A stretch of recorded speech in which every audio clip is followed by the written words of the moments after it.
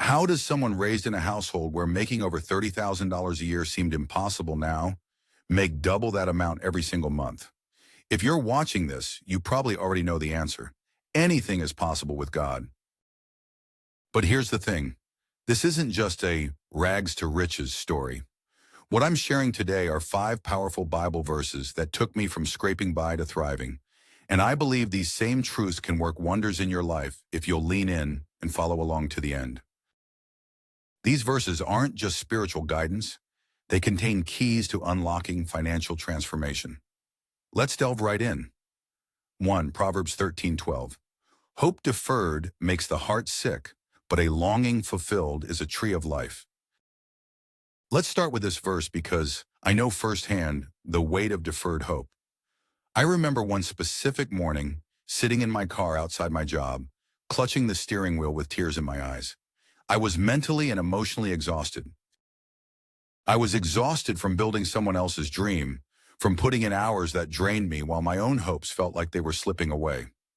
Have you ever been there? Feeling like you're pouring yourself out at work, only to come home and realize you have nothing left for your family, for yourself, for your purpose? That morning in the car was a turning point.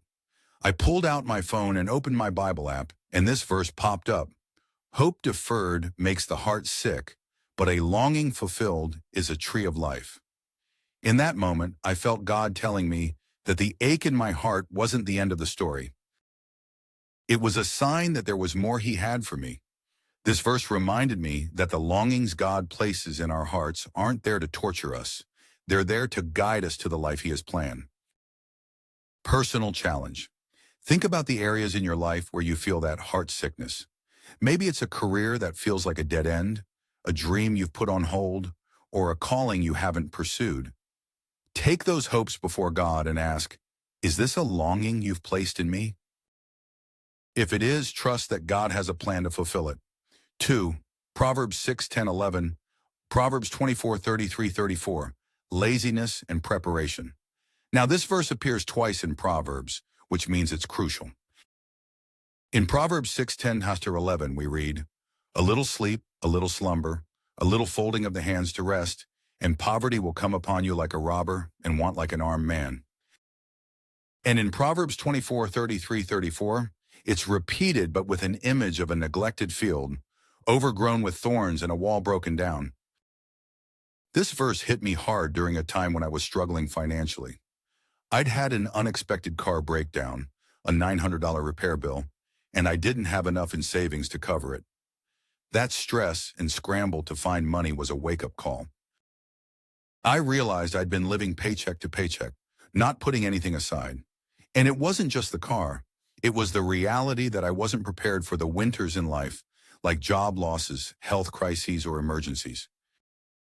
And then I saw Proverbs 6:10-11 with fresh eyes. I thought of the ant, working diligently to store up food for the winter, preparing for the tough times before they came. God was calling me to that same wisdom. I began to see that laziness isn't just about lying around. It's about neglecting to prepare for life's inevitable seasons. Takeaway action. Are there areas in your life that you've neglected? Is it your finances, your faith, your family? Start small. Maybe set aside a little savings every month, or take time to build a skill that could serve you in the future. Don't let neglect steal the blessings God wants to give you. 3. Proverbs 13:22 and 1 Timothy 5:8, leaving a legacy. The next verses speak to the importance of leaving an inheritance and providing for our families. Proverbs 13:22 says, a good person leaves an inheritance for their children's children, but a sinner's wealth is stored up for the righteous. And 1 Timothy 5:8 reminds us, anyone who does not provide for their relatives, and especially for their own household, has denied the faith. I'll never forget a conversation I had with my grandfather shortly before he passed away. He'd worked his whole life, often in tough conditions, to provide for our family. I remember him showing me an old bank book where he had diligently saved small amounts every month. He looked at me and said, I may not be rich, but I want to leave something behind for you and your kids. That small inheritance wasn't about money. It was a legacy of faithfulness and foresight, a model of what it meant to care for future generations.